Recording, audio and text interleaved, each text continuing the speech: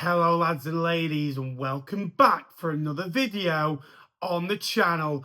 Back with some more League One content, but this time club specific. I think it's about time we had a look at Bolton Wanderers.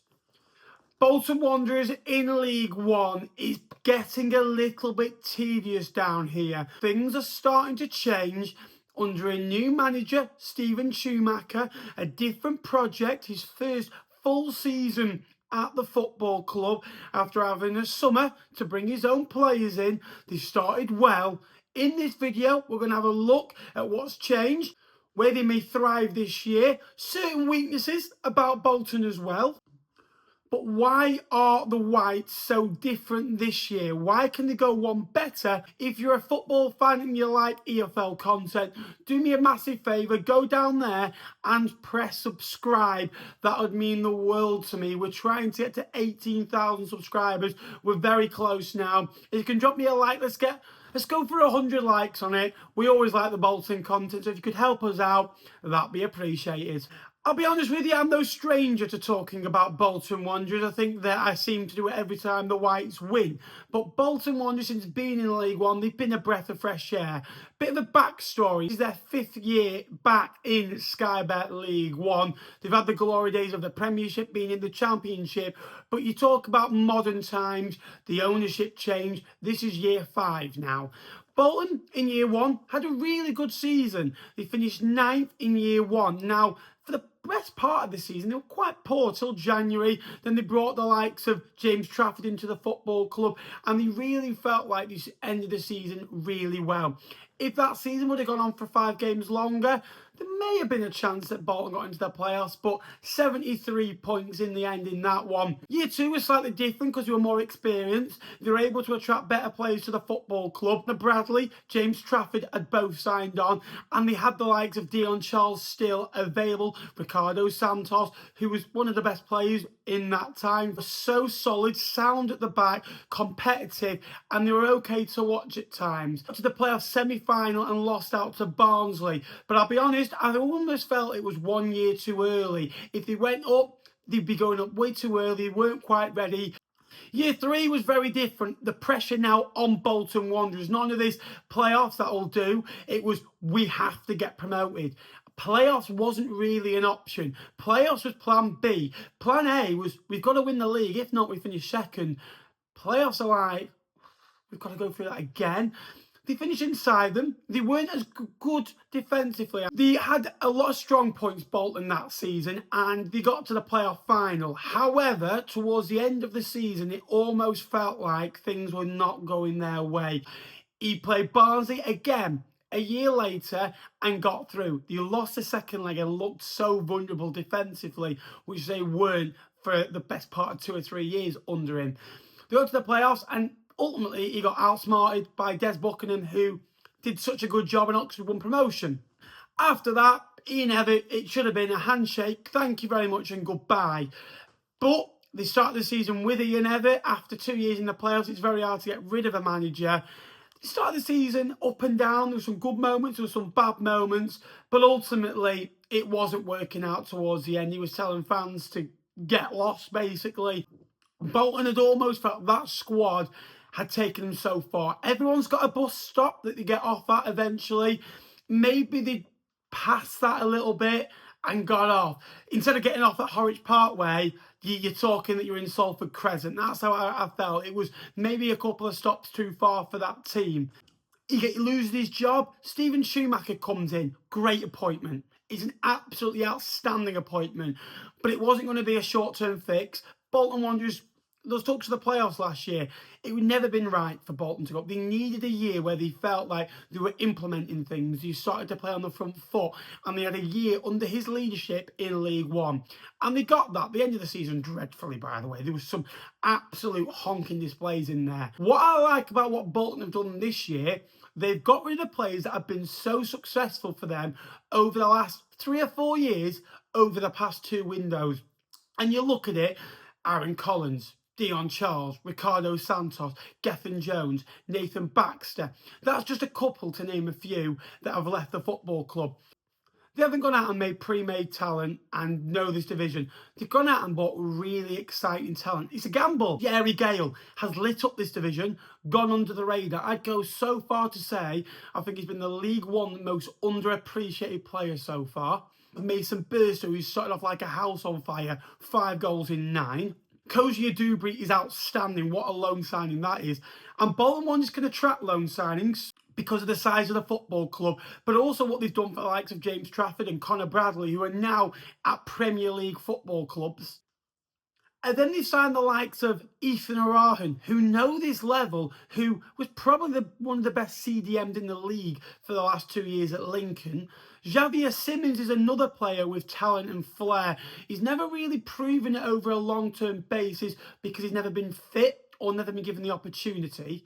And then they brought in the likes of Max Conway, who's proven it before at Crewe and Filed. Gone and bought a good mix, a lot of young players, which I really like, but added talent will force, who, may the force be with you, got a brace the other day against Wigan Athletic, and they've got a nice blend now of a young, hungry, fit and firing side. Steven Schumacher's play style is gun-ho football. Get at them, get in teams' faces, press, get balls out wide, get crosses into the box. Bolton have the most shots on target so far per game in League One. They've also got the highest expected goals in League One and the lowest expected goals conceded. Now, they started the season with a 2-0 defeat to stop, but that's okay. 5 last year, it was disappointing. But since then, going 8 games unbeaten, they beat Plymouth. Great victory. What followed was 4 draws. Now, you take the 2 away draws out of it, Barnsley and Blackpool away, to go and get a 1-1 draw out of both of those. The record they've got against Blackpool, decent point. And Barnsley away, it's a tough game. They're a good side, Barnsley. They're 2 good draws in a 46-game season. The 2 draws that they're disappointed with is Reading and Lincoln. They should beat Reading. Say Lincoln, they got a last-minute goal. You take that away. You beat Reading, all of a sudden the start looks okay. And there was questions, can this Bolton side do it? I never doubted that they could, and I knew a thumping was coming because of the amount of chances they were creating. The chances creation was unbelievable. They were getting outside, not quite getting the rub of the green. And that Wimbledon game was much needed. A 3-0 victory at home. They were outstanding. They got at them and they're in the face. A point away at Leyton Orient. The 3 draws away from home, I've got no issues with. Yes, you'd like to win games when you're Bolton Wanderers, but win games of football at home. They only won 11 at home last year. Bolton lost 8 games of football at home last year. Bolton should be losing 2 or 3 at a maximum. They should not be getting rolled over. And the games they were losing, a lot of them you could say, shake your hands, fair play. You deserve to win that game of football. Now, you talk to a Bolton fan and you ask, how do you want your side to play? They want high energy. They want to get in teams' faces. They want to get at you. They want to get cross into the box. They want chances created. But ultimately, Bolton fans want to win. They want exciting football and they want to be on the front foot. If Bolton played like that the other day and lost 3-2, they'd be gutted that they've lost to an arch rival, but they'd come away thinking, something, we had a go. Previous years, Bolton in derby games have been passive, been naive and tried just to pass and recycle it and go back. That's not how you play in a derby. Steven Schumacher set up outstandingly well for a derby. And now a derby is high energy, is intense, the atmosphere gets you up. And Bolton went out there like Steven Schumacher kept them in cages for 3 days before. They went out like hounds, and every time Wigan had the ball, they were right at them. They pinned them in, they pushed them back, and eventually the pressure tailed. When they got the ball, they were so quick. 2-touch, pass, touch, pass, touch. Midfielders, play forwards, run forwards. Simmons and Arahan field out to Gale and Koji Dubry with force in behind Burstow. It was honestly like a front 6, and they trusted the likes of Cogley and Conway to defend the flanks, and Farino, Joseph and Johnson to defend at the back with Sharman low in goal. And yet crossing into the box, you will get a little bit of joy because League 1 and League 2 centre-backs hate defending crosses. Every goal you saw Bolton score the other day was typical Bolton Wanderers, how you would expect Bolton to set up in a derby. 25,500 there at the start of play, come 23,000 after 50 minutes. And it was an unbelievable derby for them because they've not won against Wigan at home in 11 years. Because you know why? Every time you play them, it's It's so predictable. It's slow. The other day it was, no, we're going to get at them and fire at them. And there's something about that Scouse Mafia. You've seen it with Ryan Lowe at Wigan. He's similar to a degree. Joey Barton when he's managed. There's something about that. They just get you up and they rile you up, and it's perfect for that type of game. And Stephen Dreamaker, I don't think they are the final product yet. I still think they've got a lot to learn. I still think there's a 1-0 defeat in their away at Huddersfield on a Thursday night coming. They're going to be the test, but they're in a much better place now because they've added youth, they've added a bit of flair, they've added experience, and they're comfortable with themselves.